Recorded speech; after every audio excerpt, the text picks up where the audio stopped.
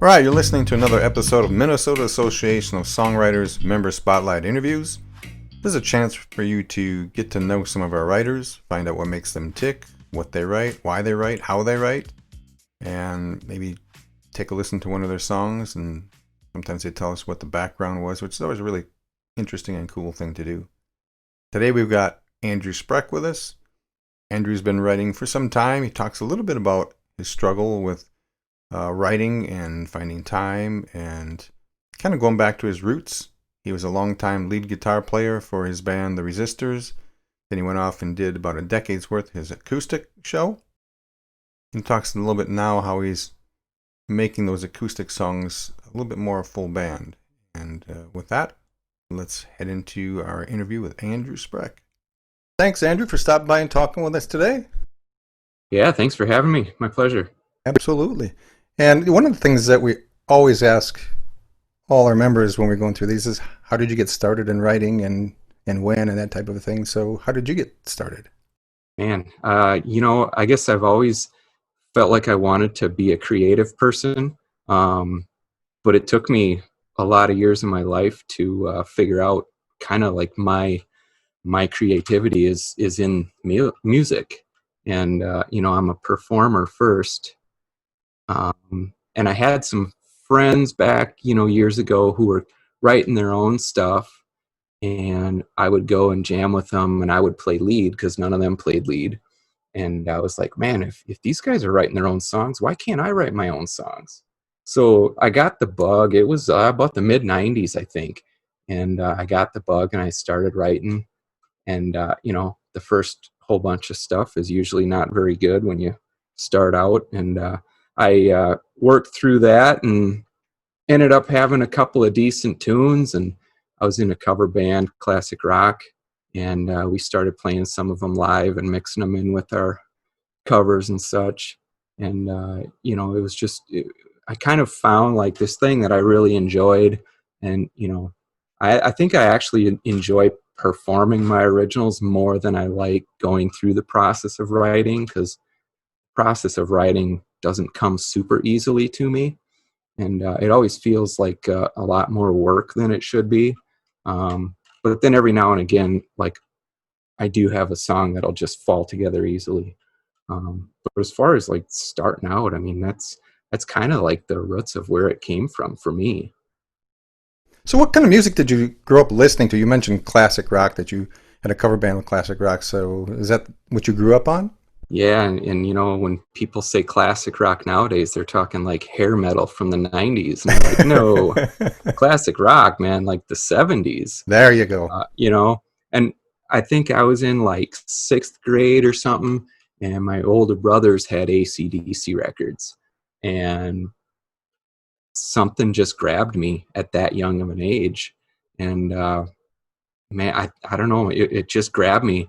And so I I kind of really like a student of music, but my whole thing is like rock, blues kind of music. So I just dig in and just learn about all these artists and who they listen to, and then I start listening to those folks, and it just branches out like branches on a tree, and I discover all these great artists and bands that I like. So AC/DC was probably the first big thing.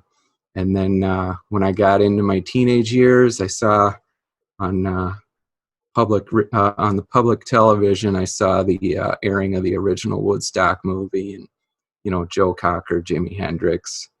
Um, that just absolutely grabbed me. Sly and the Family Stone, and I was like, oh my gosh, I have to do this. I have to play guitar. So that's where I was. Of course, British Invasion rock. Allman Brothers, and then on into Americana and the band. Levon Helm is one of my favorite all-time singers, and Rick Danko for that matter. They're both just incredible singers. And so, it just kind of progresses from one thing to the next. And I've been kind of in the Americana music for about 10 years here since I've been a solo acoustic performer. So it's been a wide range, And, I'm kind of longing back to the days of playing electric guitar and bending the strings and making it wail. So I try to do that a little bit, but I don't do it publicly with bands currently. Do you think those classic tunes from back then influence your writing that you do today? Wow. It just all goes into my subconscious, I guess you call it. And I try to aspire to, I try to write songs that are timeless. I've heard songs throughout history where, they sing about something that's like popular at the time. Like, I'm never going to use the word cell phone or my answering machine or, certain things that date a song. I try to write things that are timeless. And I think back, like the stuff that I really grew musically, all that stuff is so timeless. It's not dated.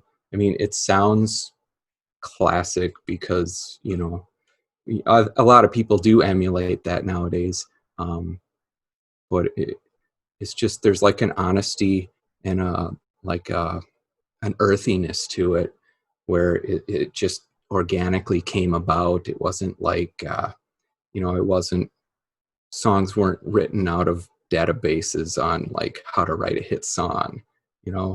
It was just like real. It was stuff that these people were going through in their life, and it's real. So that's kind of what I draw out of that.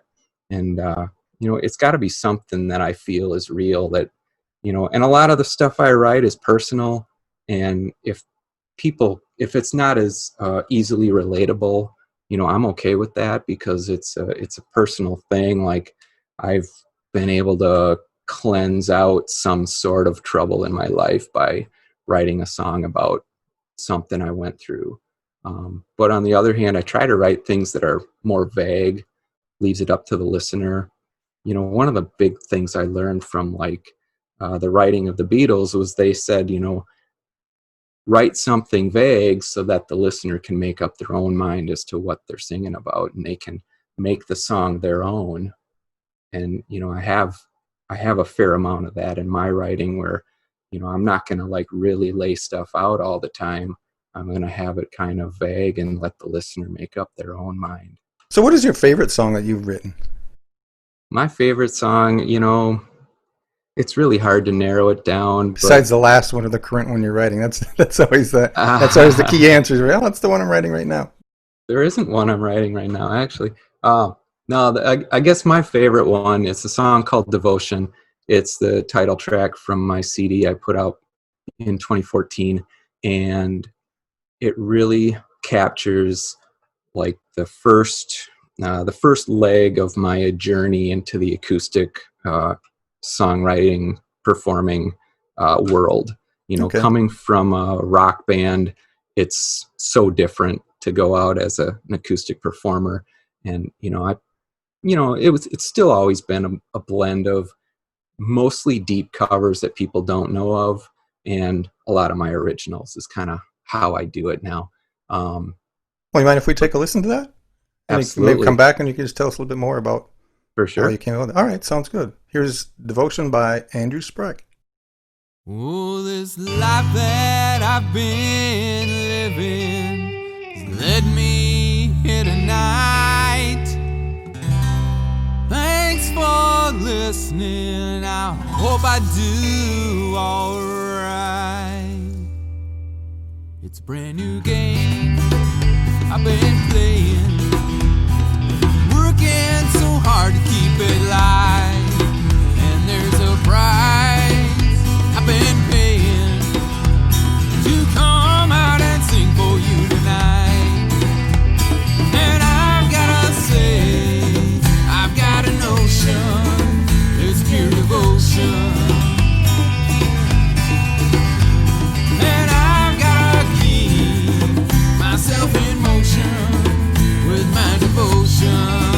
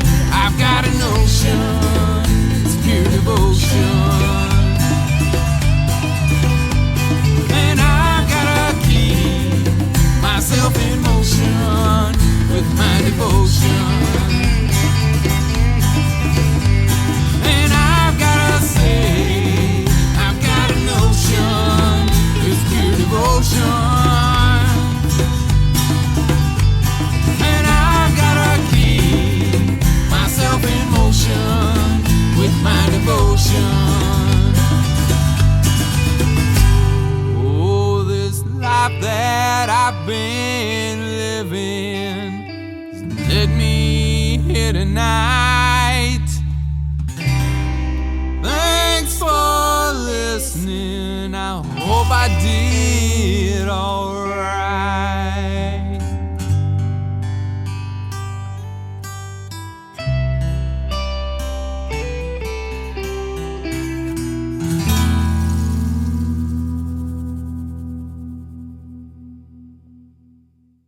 How did you come about writing Devotion? Well, like I said, it's something, it was really born right out of going out as an acoustic performer for the first time after being in bands for 15 plus years. And, some of the experiences that I had were not always super encouraging. Going out and, I remember really specifically, it was like gas was like $4 a gallon. And I was driving like 2 hours round trip to some of these gigs, and literally there would be like $3 in the tip jar at the end of the night. And I'm like, well, I'm into it for $15 of gas, and I got $3 in tips. So it was but I don't know, you learn from it, and you get some thick skin through it. And also one of the other things that came about early on was I went out and I was playing these, not so great gigs. And, but I run into a percussionist, and 9 years later, I'm still playing with this guy, Bob Colbert, and I have been playing together for, I do a lot of solo gigs, but he plays with me a lot on gigs also. And, it's just kind of, the song just kind of ties together this time of all this stuff being brand new to me, changing from one world to another. So, Cool. yeah. Yeah, that's a great song. And I think if anybody's gigged out, they know what it's like to play to empty chairs and lit candles with nobody around them at the tables. Yeah. And so do you co-write with other people, or do you do mostly solo writes? It's mostly solo writes. Back in the band days, I think I did maybe 1 or 2 co-writes. But in the modern, like for me in the more recent times, it's all solo. And, it's not that I wouldn't co-write, but, finding the right person and finding the time to connect and all that stuff, it seems like a lot of work. And, songwriting is already enough of a challenge for me, where, it just doesn't flow all the time. So I don't know, I'm open to it, but I think it would have to be the right situation, because I'm a pretty I'm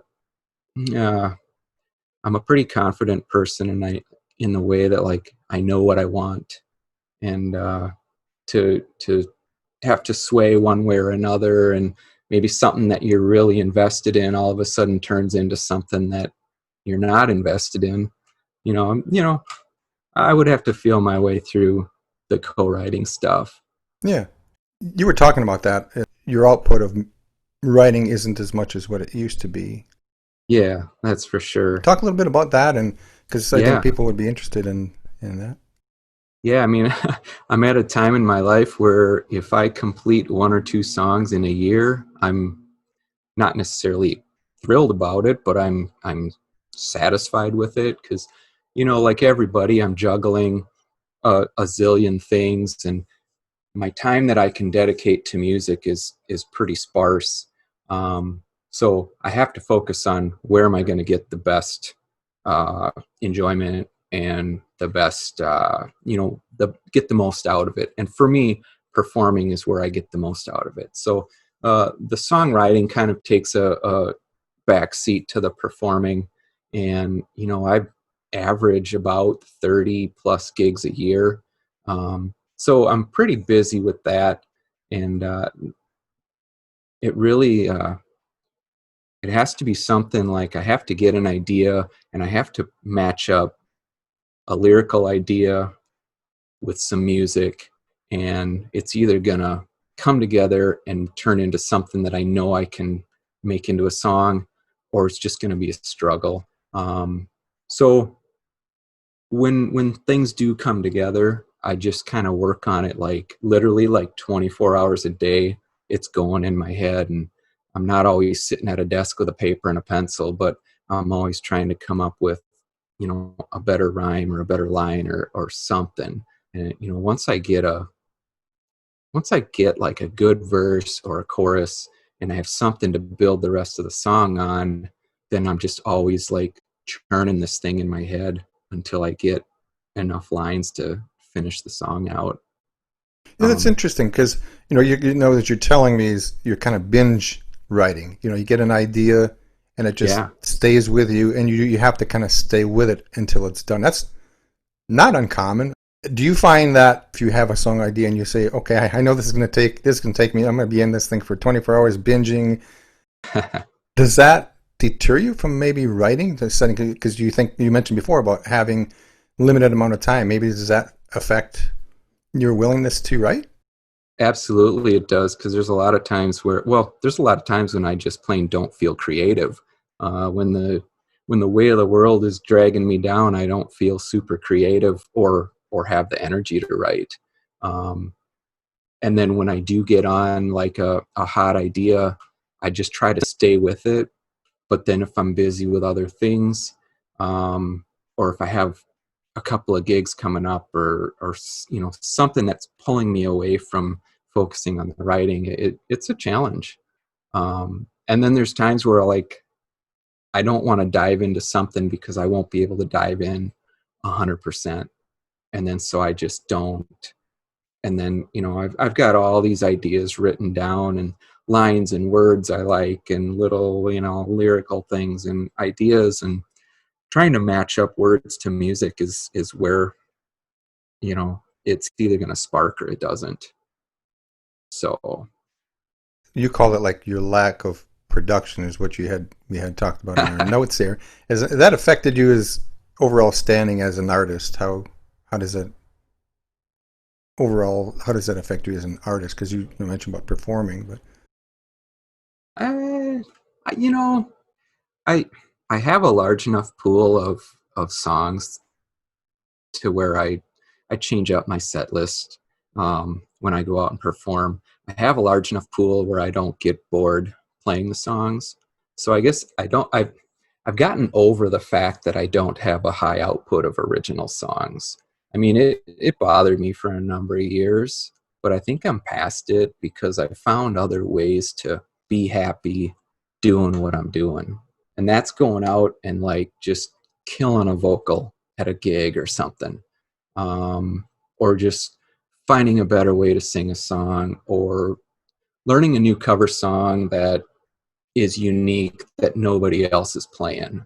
Um, a high percentage of my cover songs are stuff that people likely don't even know about, have never heard of. It's from an artist that is not mainstream.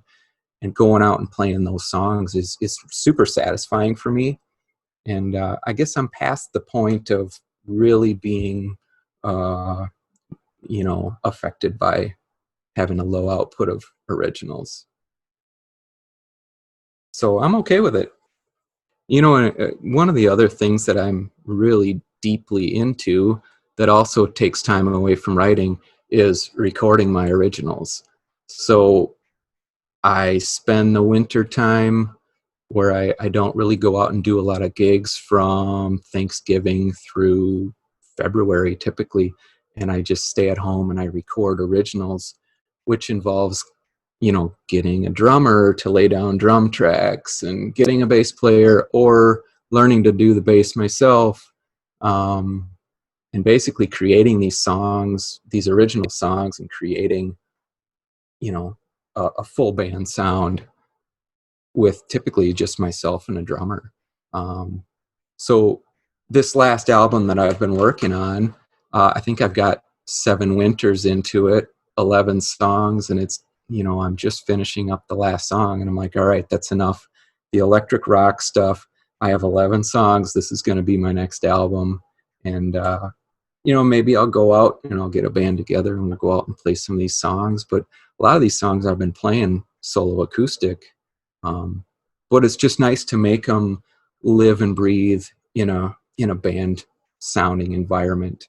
And plus I get to play lead guitar, which is the first thing that drove me to pick up a guitar initially anyway. It was to play lead guitar. So I get to do that and create all these little parts and turn these acoustic songs into rock and roll songs. Yeah, so you kind of got the best of all the worlds. You're playing them acoustically. You're recording them. You record at home? Yeah. It's great. That's pretty awesome because Devotion, was that recorded at home too? Yeah, Oh, absolutely. that's great. Yeah, you did a great job with it.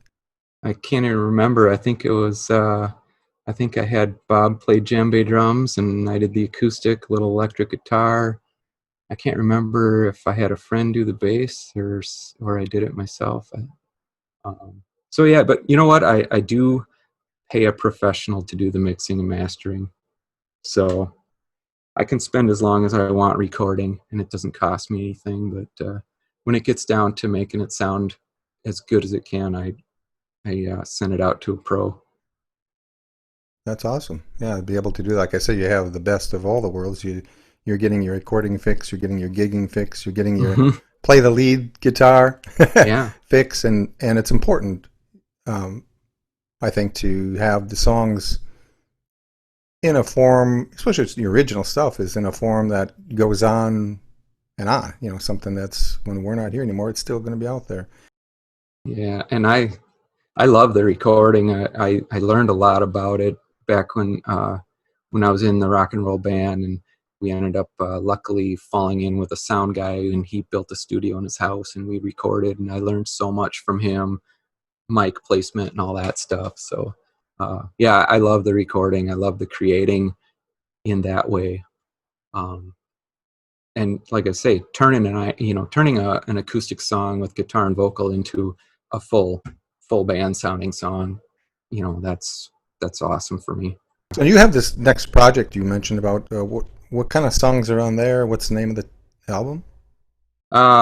You know what? I think the title of the album is going to be Where I'm From.